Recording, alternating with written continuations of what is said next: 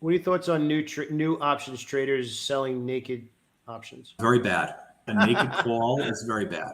Unless you have a lot of money in your account, that's a synthetic short position, right? So anything could happen overnight. When you sell a naked put, you want to be happy owning whatever it is you're selling naked. So think about that. If you sell one contract of let's say, where's Tesla trading these days? If you sell, I'm 270 looking or at it something right like now. that? Yeah, so if you sell a naked put on Tesla, 280, 289, I think. Yeah. So let's say you sell the I don't know, the 275 puts, right? You think it's not going to go down to 275. If you get it signed, you're tying up $27,500 to what? Make $300? It doesn't make sense. So that's the thing. If you do a strategy like that, just do a credit spread where you, let's say, sell the 275s and you buy the 270s.